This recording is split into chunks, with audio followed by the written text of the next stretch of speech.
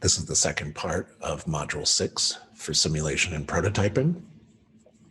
And what we're going to do now is to build off of the fact that we now have a set of perpendicular lines that we can draw from a curve.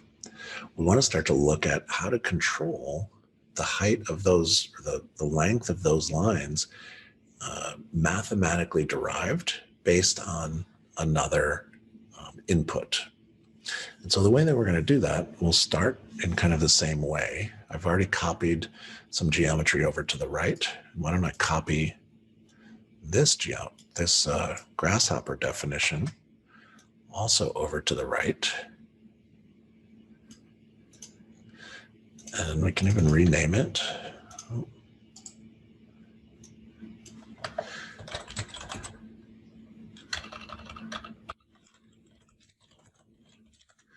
This will be the first step for us for folding this.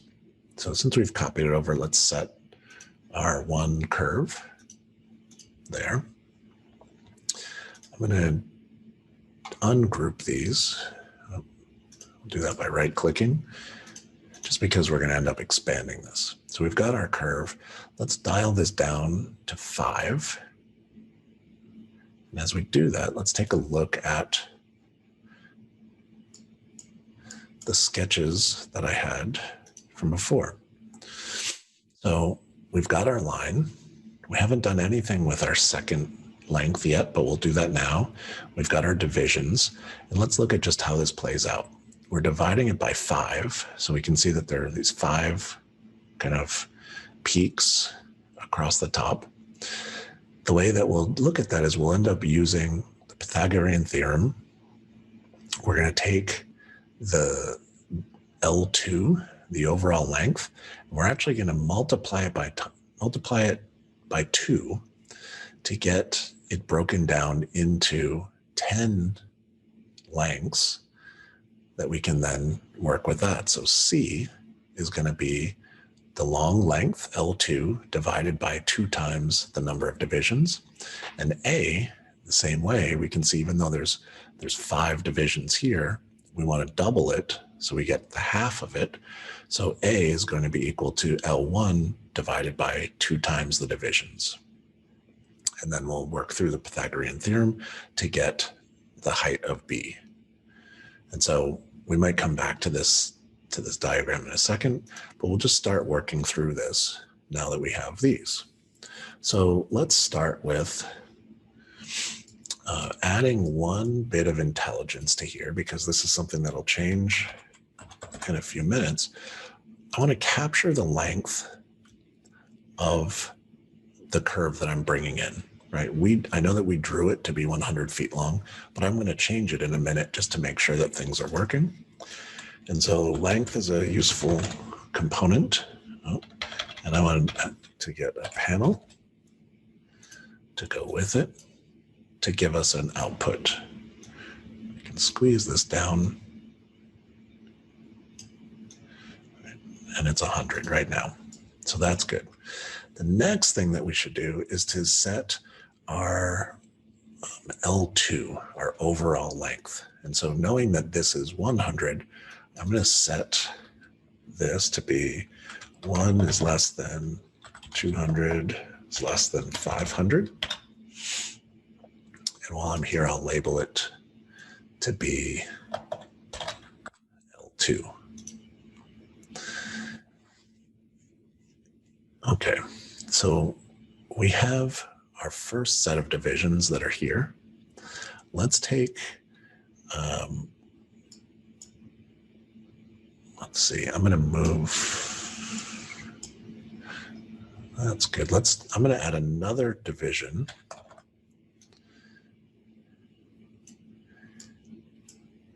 And what I want to get is the middle points of these. And so we'll end up multiplying this by 2. And actually, why don't we, the top versus the bottom, let's slide these guys out. And so now these can be our divisions. Let's add a multiplication. And what we want to do is we want to multiply our number of divisions by 2. I like this idea of using panels rather than embedding the number within the component, because we just can't see that we can't see that externally as we look at this. So this is just a really simple way so that we know that 2 is plugged into there. We'll double the count of these. Right, and so we've got these here. These are the big spacing, and we've got 5. So 1, 2, 3, 4, 5. And then we have, with this division, we have 10. The next step for us is that we don't actually want 10 of these. We just want every other one. And so the way that we'll do that is we will cull that pattern of those points. So let's move this a little bit to the right, right? And we're just, again, I like this idea of building with what we had at the start. And now we're just kind of starting to insert a little bit more sophistication as we go. And so from this, let's cull this pattern. And cull is under sets and under sequence. And we're actually going to cull the pattern.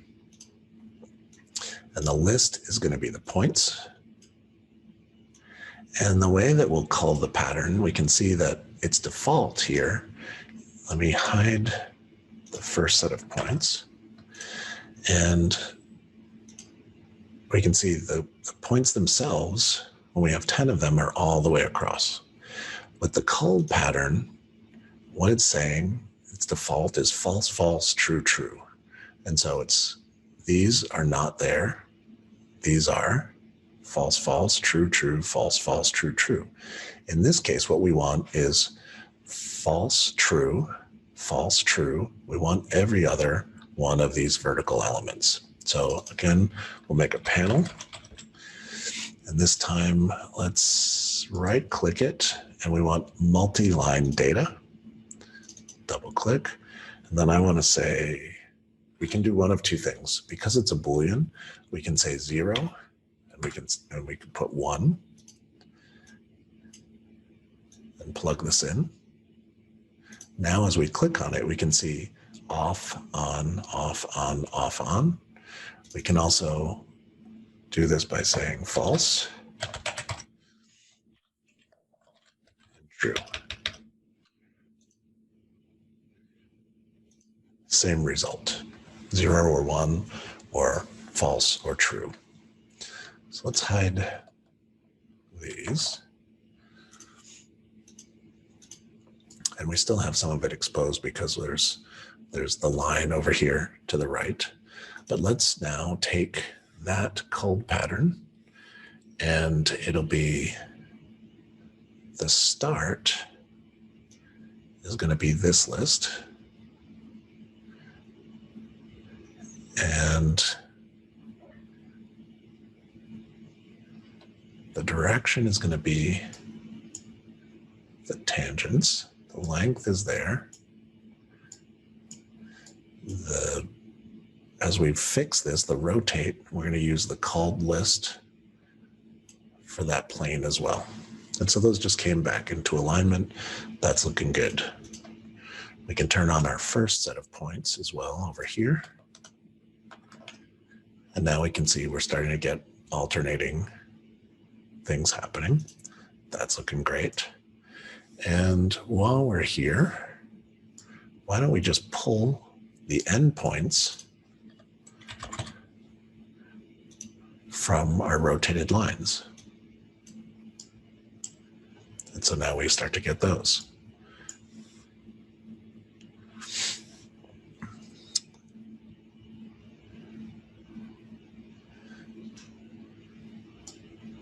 And just as a way, I've got a pretty good handle on these things, but a useful tool is under display and under vector is point list.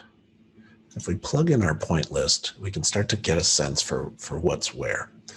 The size, I think for the scale that I'm working with, I think the size of the numbers is 5 is good. So let me plug in a few things here. First, these rotated points. Oh, that didn't work.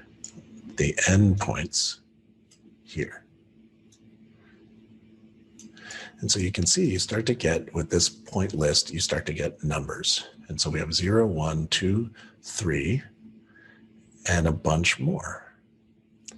I don't think we want a bunch more. How many do we have? We have 11, but we only want 5 of them, 0 through 4. So let's see what's going on with that. We have our culled list. That's giving us 5, which should be right, 0 through 4.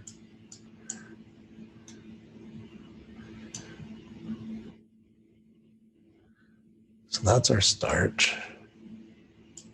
Let's see, maybe it's our direction. Let's plug this in here. That shifted, which we didn't really want.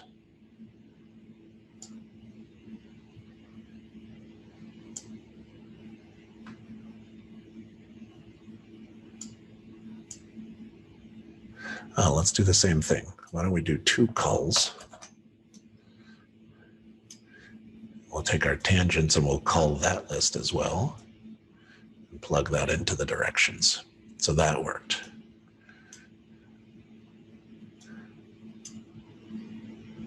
So it was a last minute change, but really what we were doing is that we were feeding this line the culled list from the start points, but we were giving it the tangents, which is why we ended up with way too many things over at the end.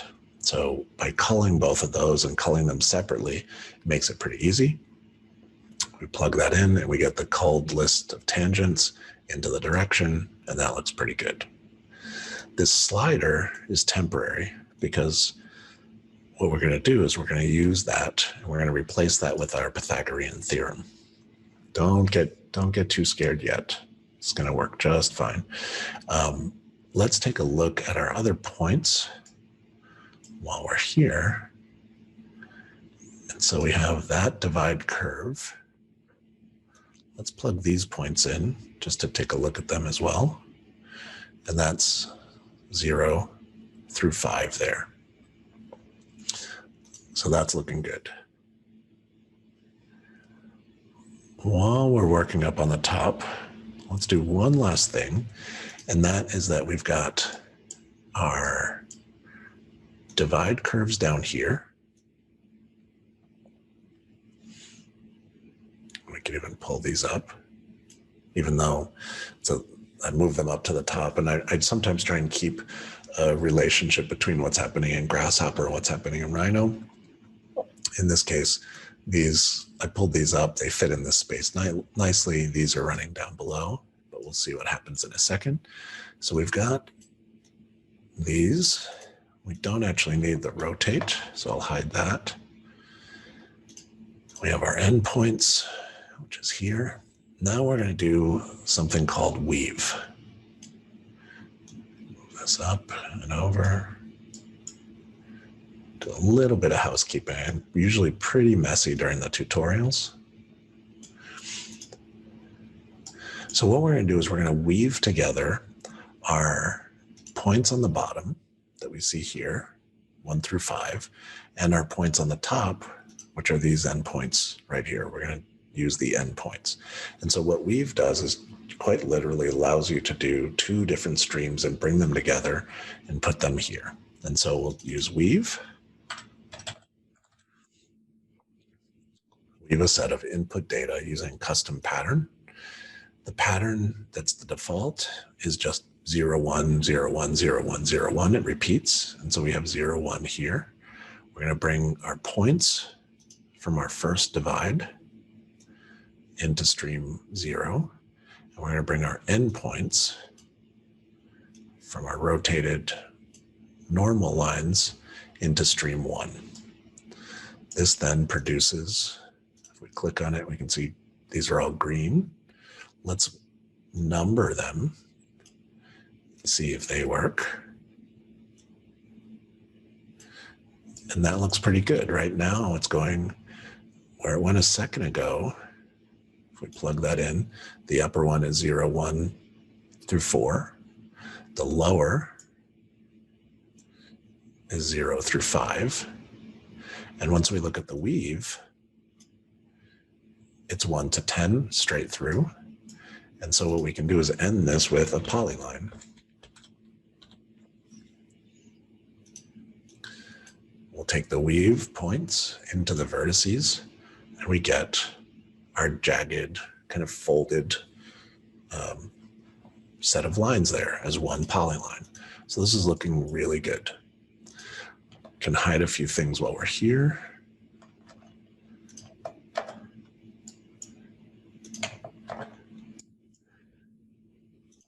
Divides, called lists, and all of that. So the one thing that's left now in this stage of the tutorial is to set the height of these, right? We haven't done anything yet. The only thing that's controlling the height is this slider. And it's not kind of rigorous or thoughtful yet because we haven't dealt with L2 yet. L2 is the overall length that we're going to use to fold those guys up. So what do we do with that? So what we want to do is we want to take our divisions. We multiplied these by 2. So we already have this. We want to take that and let's divide our L2. So we'll do division.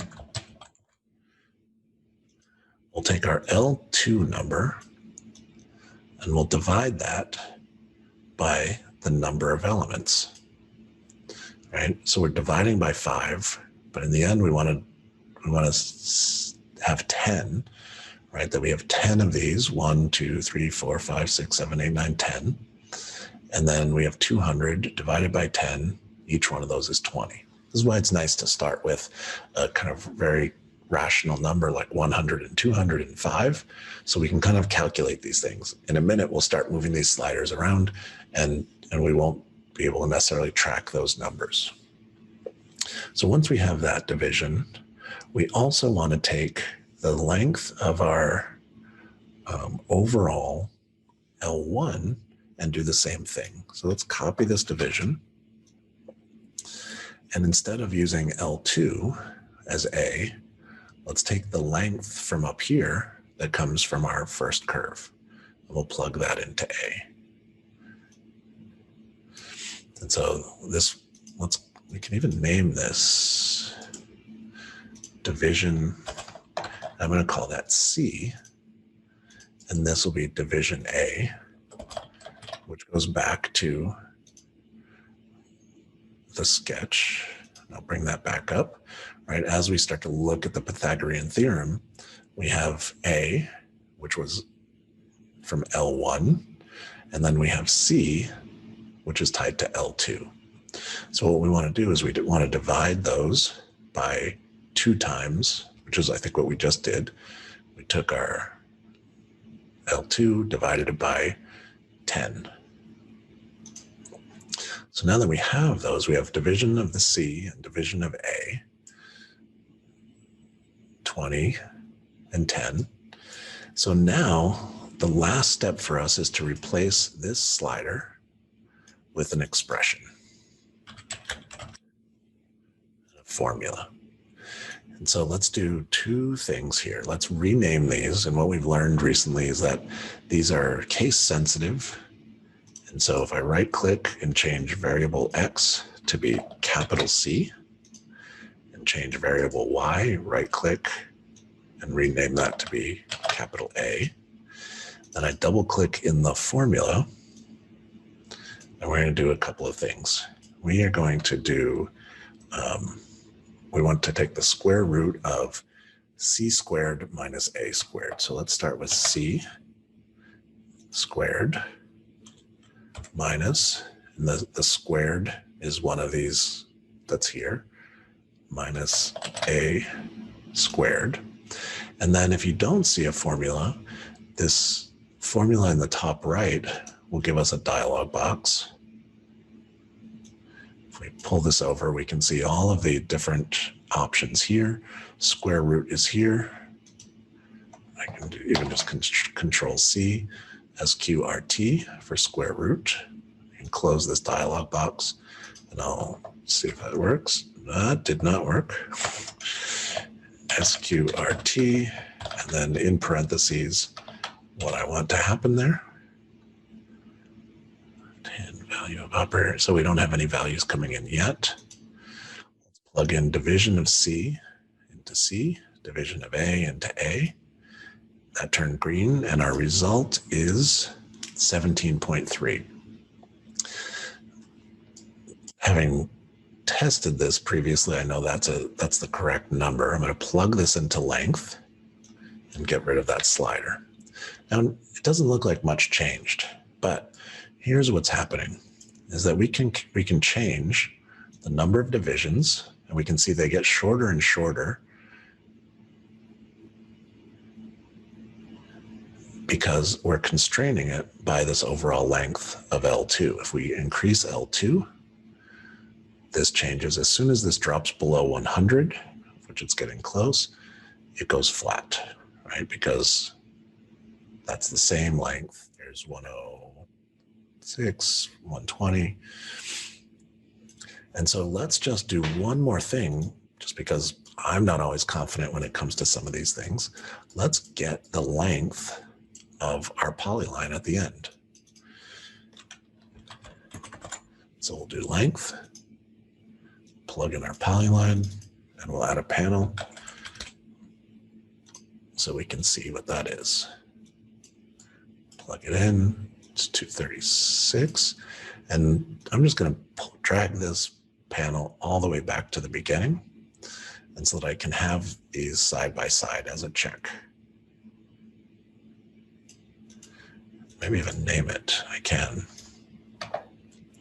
Let's call this L2 check. And so now what should happen is, as I change L2, the check is following right along, and that's working. As I change the divisions, the L2 is also working, and the check. So our math is working. So that's nice. So all of this seems to be working well. Let's do one last thing as a way to test it before we finish this portion of the module. Is let's swap out our straight curve for our NURBS curve.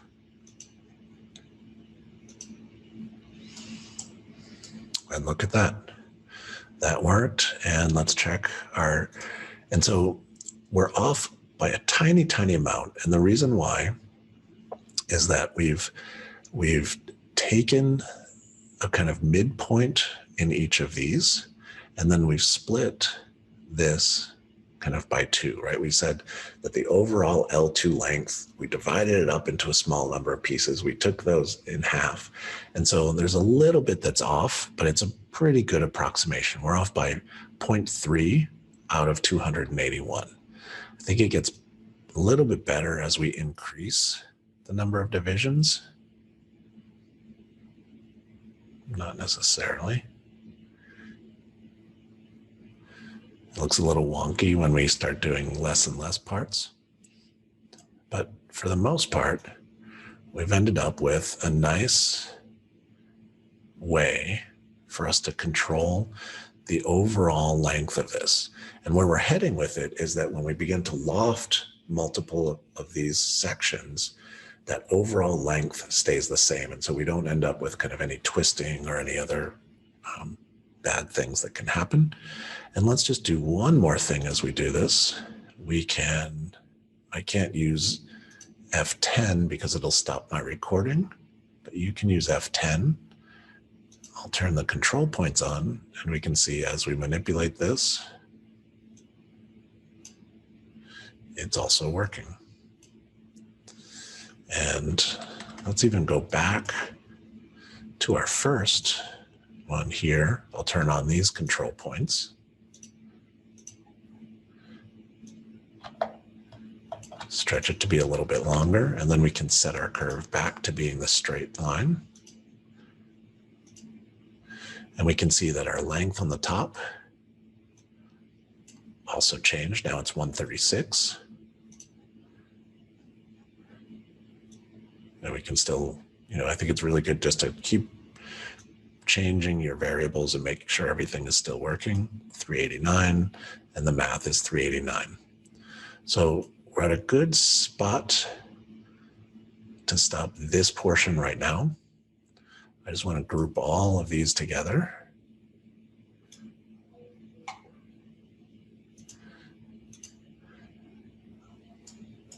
And we can name it. We can even call it folded uniform. Because the next stage for us is to be able to manipulate these so that they're not just a uniform height. I think it's pretty great that we can control this, keep them normal to the curve. But the next step gives us one more level of control as it relates to this. So here's the request was to just do a kind of pan across this at the end so that you can see everything maybe the way that it should be. Could break it down into a couple of smaller components as we group them together.